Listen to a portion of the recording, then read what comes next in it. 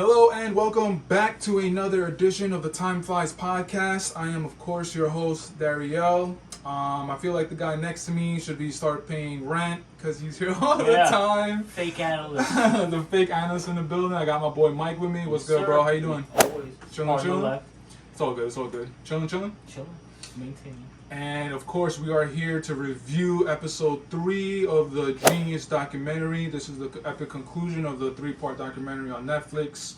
So you and I were talking offline. Yes. And I told you to save a specific conversation for the Your host has to, bring me back to center sometimes. Because I can just carry pod-worthy conversations off the pod all the time, and it completely dilutes the product. So you know what I just noticed too? It's episode 3, but we're wearing the same exact clothes, but it's all good. How did that happen?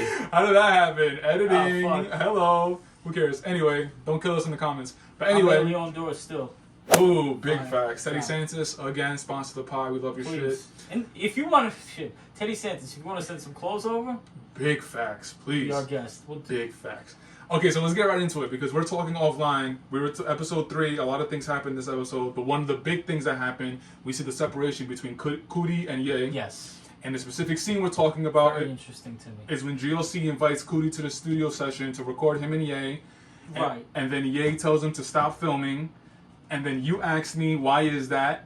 And then you said, there's one of two ways. So, yes. By the time you reach the point where he's telling Cootie to turn the cameras off, it's come to a head because you start to see it in the Grammy after party for late registration. There's a little distance. He mentions he feels like he's on the outside looking in.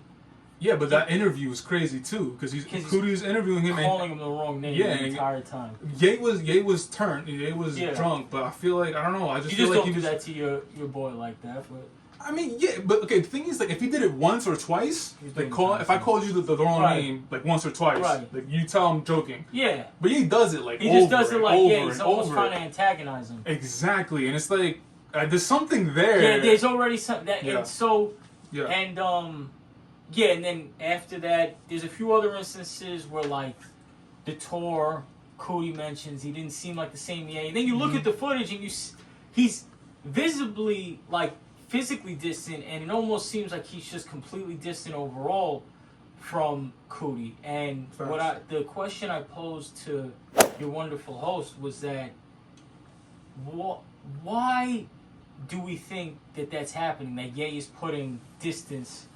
between him and Cootie at a moment where you feel like anything that is from home base is exactly what you need, especially after, Donda passing and everything. Yeah. So, for me, like I was saying, there's two trains of thought. Right. The obvious, which is the one you pointed out, Ye's head was getting too big. Right. And he started not to care about the guys who were there from the ground level. Right. Very possible. But it could also be the way some people handle grief when they don't really know how to grieve properly, and like we spoke about in the last episode, Donda, his mother, was his ultimate guide, his guiding light. Right. So at that point, he's lost. He's stray at that point. And so when it comes to people who don't know how to grieve, sometimes they'll push any type of reminder away instead of embracing it. So maybe Cootie represented that same element of home base, and and he was pushing that away because it was he associated that with his mother. Because remember, in this episode, he details the fact that when him and Kanye were kind of separate, Donda would have Cootie do work for her. There was a relationship between Cootie and Donda as well. So maybe it was just too close to home for him at that point. But you see, the thing is, I get what you're saying, 100% get it. But the thing is that he had other people around him that wasn't Cootie. That was from he was in the studio base. with GLC at that point. And GLC was day home one. Yeah. So it's why is Cootie specifically the one that you're just not trying to keep in touch with? It's weird. I don't know. It's a weird thing. I mean, again, like you said, people don't know how to grieve. People grieve in different ways. So everybody's human. Everybody grieves in their own way. But it's obviously that question has to come up. It's why did he push Cootie away? We will just never know.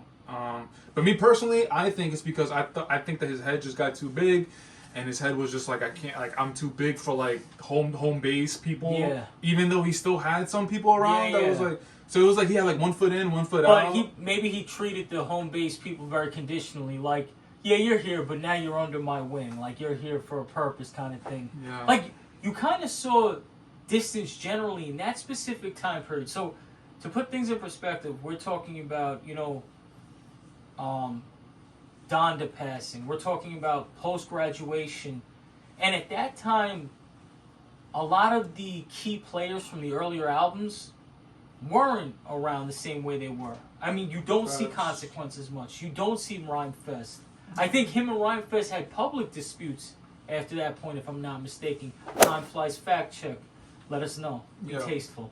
So it's an interesting thing. Maybe he did, GLC. Other than that, when do you see GLC on a Ye album after that point?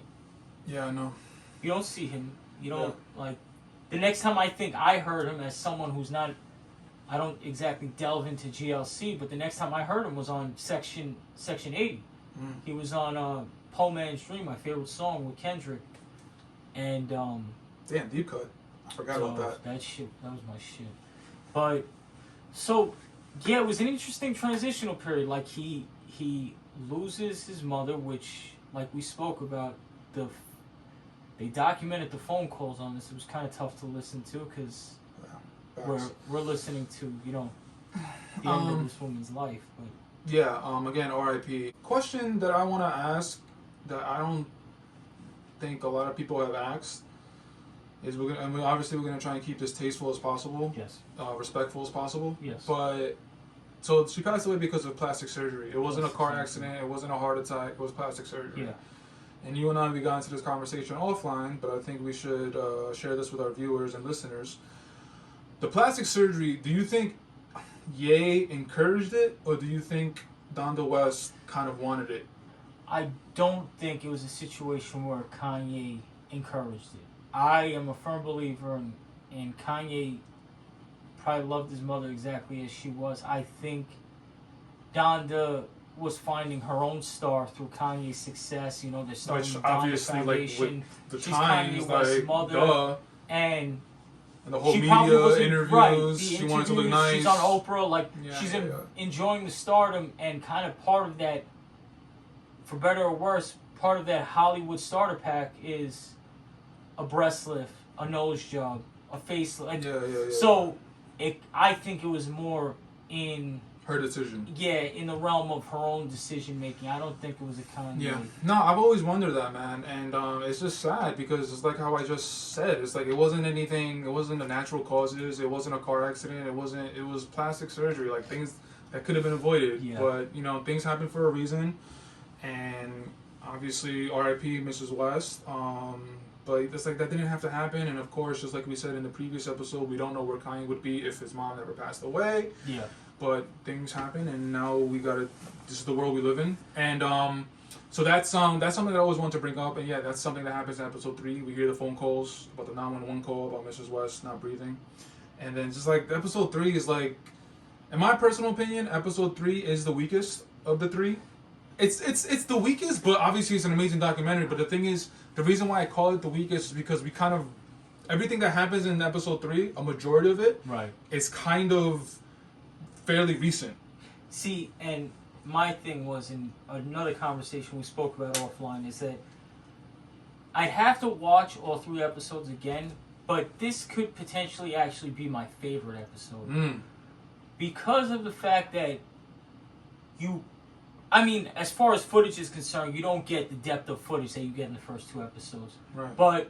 And there's a reason why. Right, because there was, at this point, like we spoke about earlier, there was a distance between Cootie and Kanye. So for 6 years. The footage was it's a long far, time, man. yeah, few far and in between. It's like this part, like I said, would be potentially my favorite because though you don't get as deep with the footage as you do in the first 2 episodes, you see a transition in Kanye West almost to the point of the Kanye that we know now, where you see the post Donda, how he starts to act out. He's on tour. He's cursing up. He's ranting a little bit already. But you see the evolution of him. I mean, we can to take a brief synopsis on this episode. you see the creation of the Yeezy, where the Yeezy starts. So it takes you down this journey and this narrative of Kanye West and how he's developed through mental health. Like, this is the first time it's primarily focused on the mental health element of Kanye West, which has become the dominant narrative, especially with all the Pete Davidson stuff and everything in that light. So just to see that transition is what potentially makes it the most interesting for me, because you don't really hear too much about him going to China, him looking for the best designers for these sneakers, or... But even that, we barely get a glimpse of it. We see like one scene of him and Takashi Murakami talking. That little, I don't know, maybe it's like 5 to 7 minutes. We see him in China. Actually, no, it's a little bit longer. It's like maybe like 10 minutes where you see him in China and he's talking to Takashi. You see Cuddy, the GOAT. You see them working on Kids See Ghost. Because the only thing we knew about that time is what we saw. I remember seeing that photo of Takashi, Cuddy, and Ye on Instagram and stuff. But now we see the actual footage, but we didn't get enough of that. But you're seeing him in business dealings too, and he's telling the guys like, you know, the real estate. He holds up the iPhone. You know, one man had this idea, but it takes a crazy motherfucker to bring it. Like, so you see him in motion. My bad. Sorry, before you keep going, I should point out that he was in Dior talking to those people. Shout out to my Dominicans, you know, 100% Dominicano aquí all day, you heard? My peoples, you heard? But anyway, my bad. No, but yeah, so to circle back, I guess, to the one disappointing thing, or, I mean, for you, one of the many disappointing things about this episode is that we don't get graduation footage. It's not that it's disappointing. It's just like I was still interested. I was still locked in. I was still hooked in. But it's like it's just like I know all this already. So it's like it's not that it's disappointing. It's just like there's nothing really much else that he can do because there was that 6-year gap, and then he started. He just started. The next time he started recording him was, I think when he was doing Life of Pablo. Yeah. So it's like that's some dope footage too, because we only saw we saw little videos of it, pictures of it, like the picture of him, you know, with the red shirt with Cuddy behind is iconic, but to see that whole thing and you literally have the whole good music behind him on that stage at Madison Square Garden. You see Chains, you see Pusha, you see Big Sean, you see Cuddy, Lord knows Sci-Hi is there. Sci-Hi, you need another album. Don C is there. Don C is in there. Sci-Hi, please, man, give us a sequel. But no. So I mean, like I said, it's not disappointing. It's just like everything that we're seeing in episode 3 is like a lot of it happened in real time for us. So it's like we already know everything, and just for me personally, it's just it's between 2 and 1 as far as like my favorite episodes. But I also like seeing how you could see a genuine mending of the relationship in the same episode. Like, by the time Life of Pablo in 2017 rolls around, you could see that Kanye, even though a guy as brilliant as Kanye is never truly at peace because his mind is always running, he found some level of peace, and he's asking, yo, where's my man at? Like, bringing Cootie around, wants to bring Cootie back into the fold, take him to China with him. Cootie appreciates it, and it seems like they have an understanding of where their relationship is. I think Cootie even says at a point, like, you know, it was great doing this. It meant a lot to me that Ye asked to bring me out here. But I know when we go back home, it's business as usual. We go back to our families. Like, it's not what it was, but they end up in a great space, which is also cool for me. Like, on top of we're seeing the footage of the Life of Pablo's Kids See Ghost sessions, developing the Yeezy, I believe the 750, right? Was he 700? The 700. So, we get a glimpse into all of that. We get a glimpse into his creation of Yeezy, the music, and we also get a glimpse of when he tried to do the presidential run. Let's talk about it. That was dude. I remember when that happened in real time. I'm just like, I don't know the feeling I had in real time was like, what's happening? You know what the thing was? I wasn't as surprised as I should have been at that point that Kanye West was doing that. I think... No, it makes sense. It makes sense as to why he's doing it, but I guess in my mind, I was like, wow, this is actually happening. And then at the same time, I was thinking, what is happening? So it was like Right. a mixture of thoughts and feelings, man. And- It's just like, I mean, yeah, that who knows? He might actually try to come back in 2024. We really don't know. But something I found humorous is that you never hear too much about Kanye and his father's relationship. yep. You know, and I remember hearing that he got kind of back in touch with his father after Donda had passed away. But, you know, the underlying message of his speech in the presidential race was kind of his thoughts on abortion Yeah. and how, you know, he almost aborted his daughter and how Yeah, he his almost, and that yeah. there would have been no Kanye West if it. He started then- breaking down and crying. And then the next scene, it's him on the phone, I think, with his father, like, yeah, and his father's telling him, like, yo, next time, write your speech, like, you know, like, what are you doing? And you could just tell, it brings me back to, like, the fact that, You see, but hold on. But do you remember when he was giving that speech in the ranch or whatever, and he had like a bulletproof vest on? Yes. And he was saying that. Okay, so it's not that he's crazy. Like it's not that he's crazy, but I don't know how to explain it. I think he's just like, I think he in that specific moment he was at a point where he's running for fucking president because he could. He had the finances, and I think he was like, since I'm here already, I can say whatever the fuck I want to say. And it's not because he's crazy, it's because he always had this arrogance to him. He always had this belief that like whatever he thought was the right way to think. right. And So I think that's what it is. It's not because he's crazy. It's because no, it's like not. it's The thing something. is, no, the thing. Do you feel me though? You kinda, Yeah, no, Okay. I get you 100%, and this is my response to that. Is I think there's always probably been a thought in Kanye's head, like, you know, if I'm a leader of culture, I can lead people. I can do this on some level. And then Donald Trump comes into presidency. We're not going to make this a political podcast. I promise you, time flies. But when Donald Trump becomes president, it breaks down a lot of the old barriers and status quos of presidential standards. Because if you're from New York, you know Donald Trump as like a sleazy businessman. Right. And now he's a president of the United States of America. So when that happens, a lot of other people start feeling like, oh, if he could do it, I mean. And I think Kanye was one of those people, and he took Trump's hand in presidency, like he showed his support, which that's neither here or there. Everyone's entitled to their own opinion. Right, but what everybody kept missing was the fact that the reason why he respected Trump is because look where he came from and look what he accomplished. Right. He didn't care. He wanted to run for president. He ran for president and he actually won.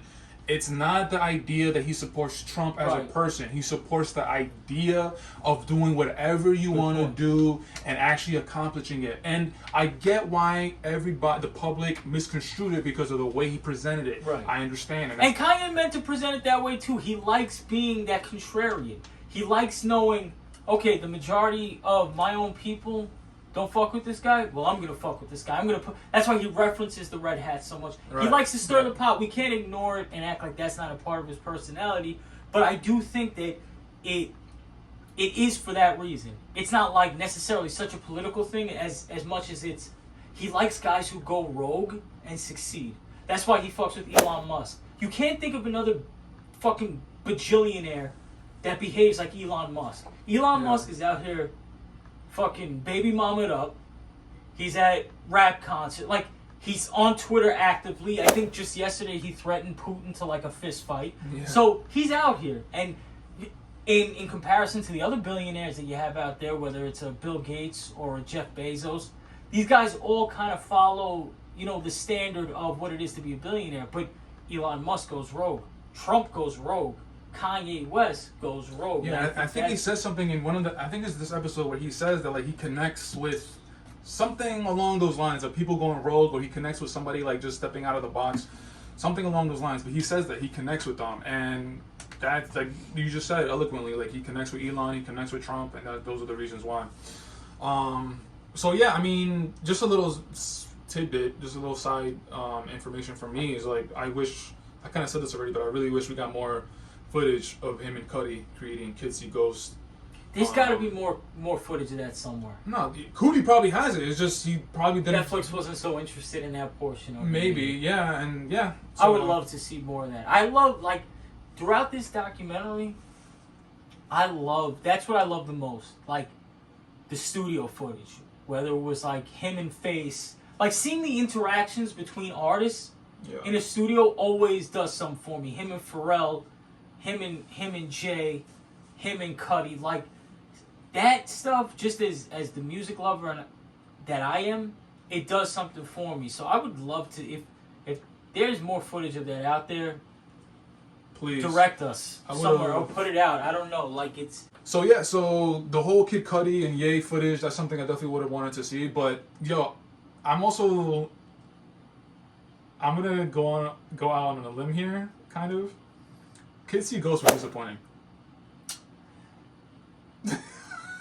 Wait, no. Left field. You know why? Because of all those albums that came out, because we spoke about this on. It's not the worst. Ranking all of Ye's albums, but I like Kids See Ghosts. Maybe it's because the thing is, like, Cudi fans have a certain expectation when they hear Cudi, right?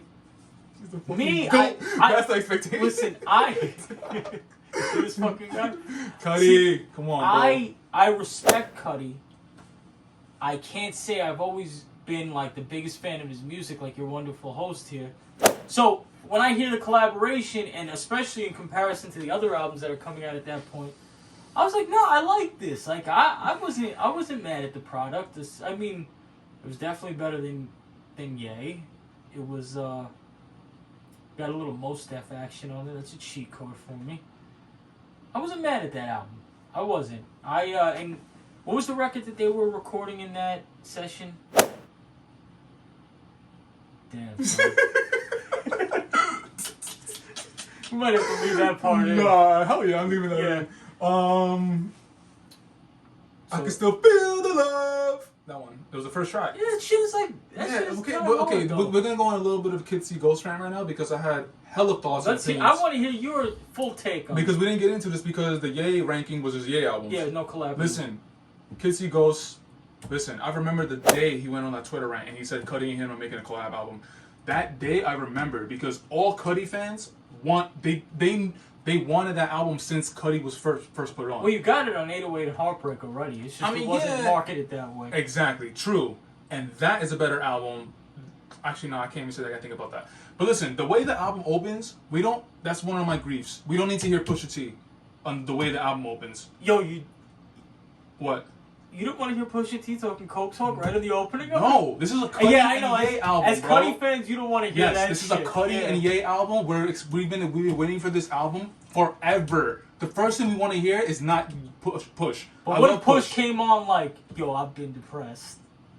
That would have been better. No, I just didn't want to hear him at all. I literally wanted to hear just Cudi and Ye. You didn't want to hear Pusha at all on Okay, I didn't want to hear him as the first thing I hear on the album. If he was a feature in one of the songs, like maybe track 4 or 5, that's cool. But I don't want to hear him. Cudi fans were waiting for that album for a minute, bro. I wanted to hear Cudi's melodies right off rip. I wanted to hear Ye rapping right off rip. I hear, and as a Cudi fan, like you being a Cudi fan, I understand that completely. Like I'm not ignorant to that. I think that was a Kanye call. Yeah, 100%. And I know that he saw the irony in starting the album out with Pusha, talking Coke Talk over, because he probably knew everyone was expecting, Cudi Kanye album. First thing I want to hear is Cudi. I want to hear Cudi hums. Yeah. I want to hear Cudi melodies. Yeah, I'm sure you weren't the only one mad at that. No, 100%. And I mean, that's good. That's good insight from a Cudi fan. Because me personally. You were with it. You were for it. I was fucking with it. I mean, yeah, that album was a little bit of a disappointment to me. Reborn, that is the fucking song, bro. That's the perfect Cudi and Kanye song. Yeah. Reborn, when I heard it for the first time, I was in bliss, bro. I was like, this is it. This is the song I was hoping for an entire project, but I was like, this is the exact type of song I was waiting for them to. Dog, that song was on repeat for years, bro. Nah, fucking, like that album. Damn, son. And obviously, Cudi, I remember when that album dropped, Cudi did a lot of interviews. He did one with GQ, and he said that the idea was to keep doing Kids See Ghosts, but now I don't know, because obviously, Ye is Ye. They have a very up and down relationship, too, it seems like. It's very turbulent.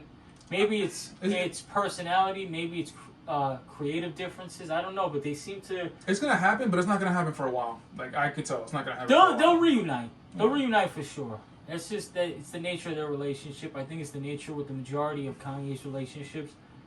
Cootie, we fall out, we come back, And I think behind the scenes, there's been a lot more than we even know. Like, yeah, facts. Why don't you think we've seen him and Common up close, like for a minute when they were like? So there's a lot of different things. Maybe Kanye's just one of those guys, man, and it's not necessarily a knock to him as a man, but some people are just like that. Like he rolls to the beat of his own drum, so to speak. But yeah. So I mean, before we wrap this up, so as far as like currently, because this documentary was about. The last thing we seen in this documentary, it was like when he was working on the Ye album in Wyoming. So that was what, 2020, right? Yeah, and that we also like, see the Sunday services come into the fore. Sunday service, like right in the inception of it. So that's like 2020. Yeah. So it's 2022 now. So because they touched on the COVID too. They touched. Remember they. Correct. Yeah. So 2020. Yeah. So just so like currently, it's just it's just more of Ye being Ye. He's going through the thing with his ex-wife Kim and Pete Davidson and. Listen, man. Like, if I was Ye, bro, I don't know if I'd be publicizing all the messages the way he's doing on social media. But this recent, not to turn this into the Gossip Time Flies pod, but Pete Davidson's camp is the one who threw out those last messages because he kind of big boyed them on text messages. Facts. But what I was gonna say is that I wouldn't react the way Kanye is reacting, but I would definitely feel a certain way because if you put yourself in Kanye's shoes, he's a bajillionaire. Yeah. He could do anything he wants. Right. He's already implemented stuff, the clothing line, music, like all these things he's highly respected in. Yeah. You break up with your wife and you go to Pete Davidson. And I'm just like, I would feel a certain way because I'm just like, really? You're going to go to Pete? And I'm sorry, like, I don't mean to like knock the guy. I mean, I don't know, man. It's just, I don't know. I would feel a certain way, bro, because like, According to Curb, he's got a hammer. Yeah, that's a fact. Ariana Grande, Kate Beckinsale, that's a fact. So I get it. But no, I mean, I don't look at things that way because sometimes in the midst of breakups, women go for the exact opposite of what they're accustomed to. I get it. Who knows? I mean, I don't know much about Pete Davidson. Pete is definitely a legend though because Ariana Grande, Kim K, there's another one in there. I forgot who. I forgot the name, but Kate Beckinsale's in there. Yeah, ones we don't know about, I'm sure. Dog, he's a low-key legend, I mean, he does his thing, and he's 28 years old. King of Staten Island was pretty fire. I enjoyed that movie. It was good. Action Bronson, Bill Burr. Yeah, man. I mean, so yeah, basically just Ye. This is kind of like, I don't want to say it's normal, but it's like everything that's going on. Whenever something happens with Ye, and we see it in the news, we see it in social media, it's like it kind of fits. It's like I don't even care anymore, to be honest. Like the funny thing is like on one hand you hear about Russia and Ukraine, and on the other one you hear Kim and Kanye. That is fucking incredible. That's crazy. I mean, I'm always tuning in because I'm always, unfortunately, like. Well, these days you can't help but tune in because if you go to your phone to open up anything, you'll see something. For me personally,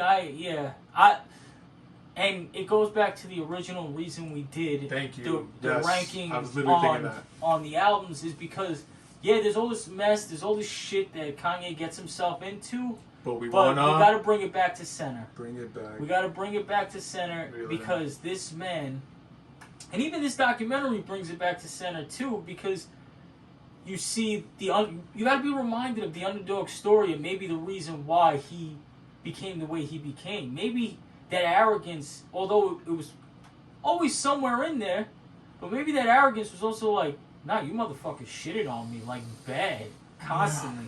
Yeah. Here I am, and I am, I'm the best out here. So it's, listen, regardless of what, ex-wives, drama, political runs, Yeezy sneakers. This man is, in my opinion, probably the greatest musician of the past 25 years. Like the greatest artist of the past 25 years. I'm right with you there. I can't really think of anyone who's done what he's done, and that's in any line of music. So yeah, you gotta give him respect, man. You gotta be reminded. Even I know he makes himself an easy target. He makes himself easy to hate. Easy to forget all the things that he's done. Exactly. He does distasteful things. But he's a brilliant guy, and he's another one. Like in the last episode, I spoke with Pharrell.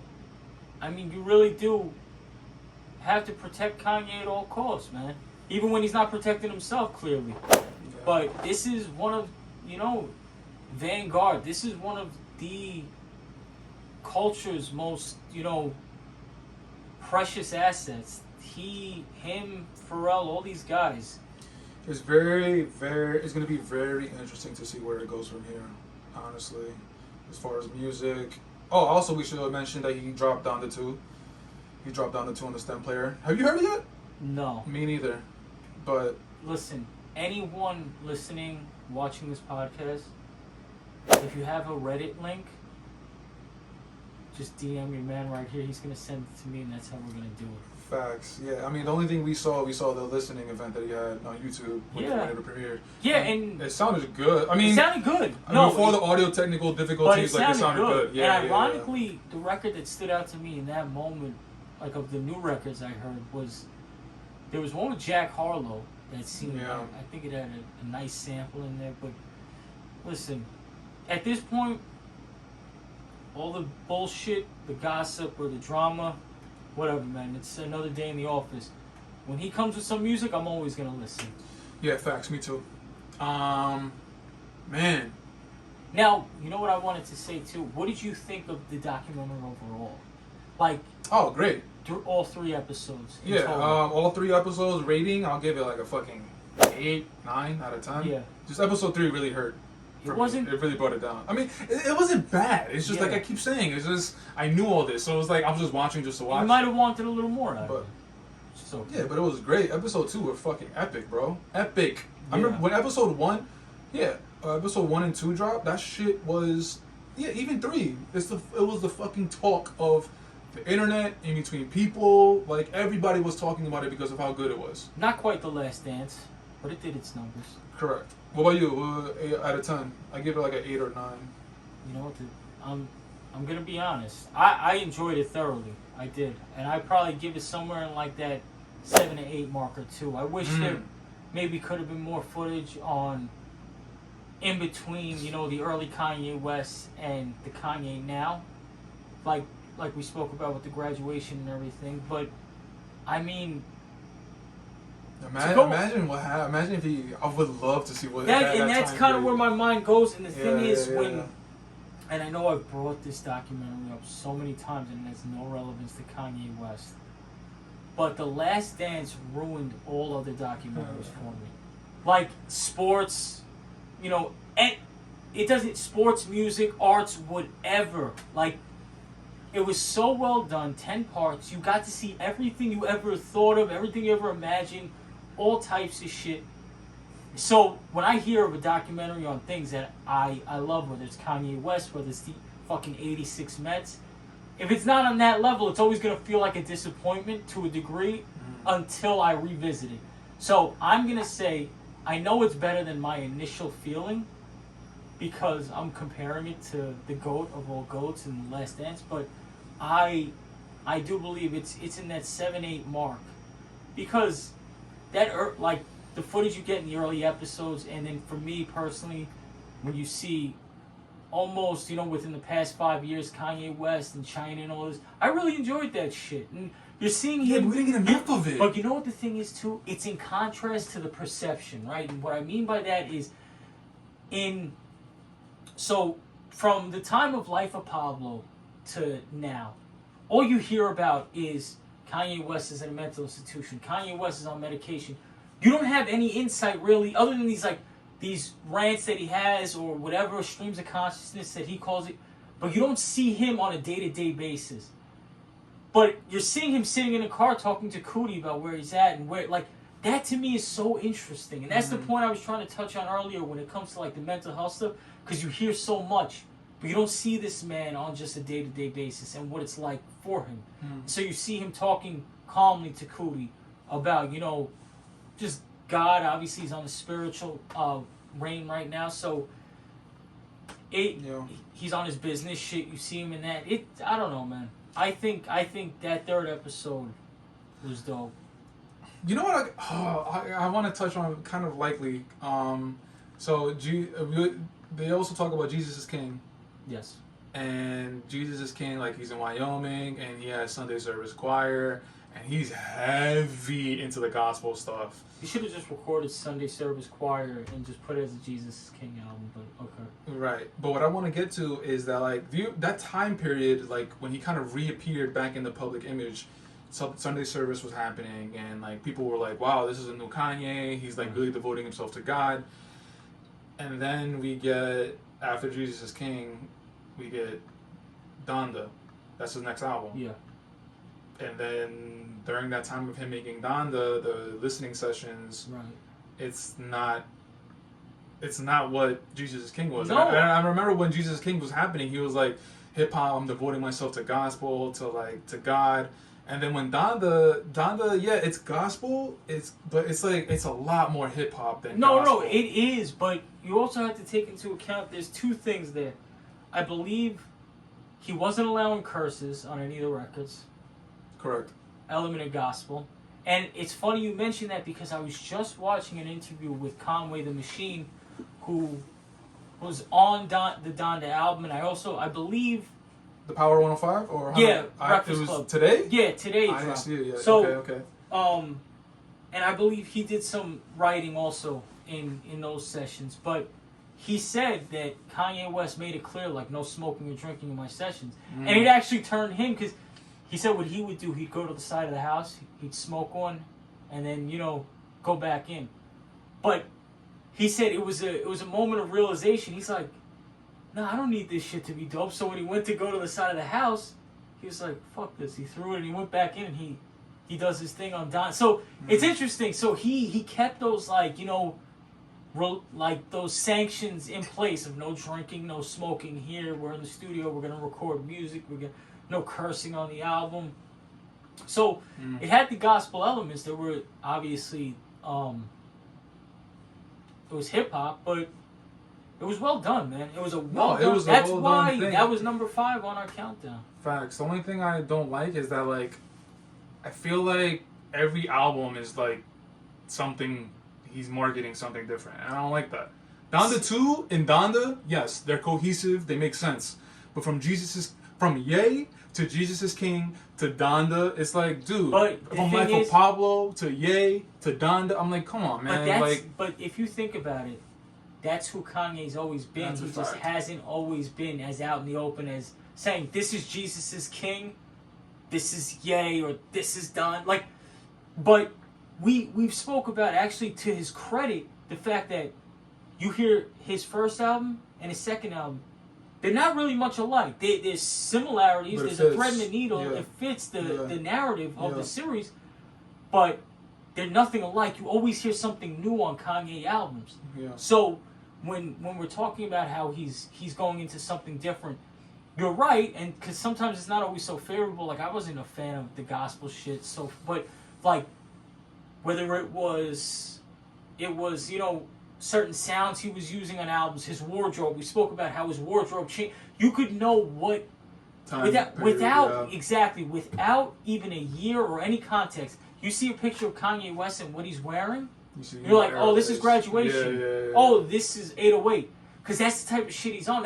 He's a creative dude. That's what they do. They can't stay in the same pocket for too long. That's true. It's the nature of the beast. That's true. And I was gonna say college dropout, late registration, and graduation. I feel like those 3 could fit into one. But they all sound different. They all sound so different. And then after graduation, the next album you get is 808s. Everything from 808s on, moving forward, is a completely different Ye in Not all he- these albums. Because All you know what the different, thing bro. is that I think he's always been fearless, but I think after that graduation point, people let him be fearless because they saw, okay, this, like we spoke about before, this dude is special, so let him off to the races. Did you hear him say that he hates Beautiful Dark Twisted Fantasy? He hates that album. I've only heard him say that that's the greatest hip hop album ever made. He fairly recently, I think I saw a clip. He said he hates it because That must be another new take for him. Must be how he's feeling today because I've heard him say that's the greatest hip hop album ever made. no, yeah, but he said he hates it because like that album is not really anything. It's not ground shattering. And if you think about it, it's true because it's very hip hop. Yeah, it's the most straight up hip hop. But the thing is that, to my knowledge, I mean, and who am I? But he executed exactly what he was trying to do. The album is called his Dark Twisted Fantasy because this is he just wanted to incorporate all the elements of what he loved, whether it was hip hop shit. Yeah. Wu-Tang was huge on him, so you see RZA, you see Ray. I think he tried to get Ghost on that album and couldn't get him. He got him on Cruel Summer, But if you look at the albums after Dark Twisted Fantasy, you get Yeezus, you get Life of Pablo, you get Ye, right. you get Donda. Like Yeezus obviously is completely left field. Life of Pablo is like it's hip hop, but that's like the beginning of his gospel stuff. So I can see why he says he hates It's not Dark Twisted. experimental enough. Like I get Correct, it. yeah, It's a correct. safer album in his in his world. It's a safer album. That's why he He hates wouldn't it, got. which makes sense. Well, that's why the fuck I love it. Right. Kanye West. That album is fucking amazing. But That's number if you one. want to, please, if you guys like what you hear and watch, please go check out that episode, 2 episodes of the podcast where Mike and I, we rank to what we think is Kanye's best album. We just give our rankings about why we think Beautiful Dark Twisted Fantasy is the best album, but we also rank the other albums to see where they rank within his discography. But yeah, man, I think we could actually this would be the end of the chapter of Kanye West because we did a Put the bow lot. on it. Yeah. We did a lot of coverage with Kanye. It's gonna be a minute. We got other things coming. Yeah, so Kanye'd out. yeah, we're Kanye'd out, man. I'm pretty sure that we're gonna do another episode later down the line because Ye is gonna obviously give us a lot of It's gonna be material. something. There's gonna be something. It might be another album. It might be a single. It might be just something he does. But we're gonna talk about him again. But as far as right now, we're gonna put bow on this one. Yeah, we're gonna put a fork in it. We covered Ye a lot from his albums to the documentary. So again, if you like what you hear, please subscribe to the podcast and also to the YouTube channel. We're trying to grow this. You Yes, know, sir. every little bit helps. But again, Mike, before you give out your social media information, Yes, I want to sir. thank you Always. again for your time and your energy from the beginning, from the very first podcast we did with the ranking of the albums to literally this moment. I want to thank you a lot because it's been a minute. It's been maybe about like a month or two.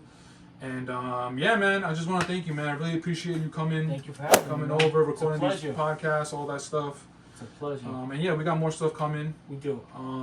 But yeah, man, just shout out your stuff before we head out. Instagram / Mike.Pruno and Instagram / IBGR, inspired by Gold Ropes.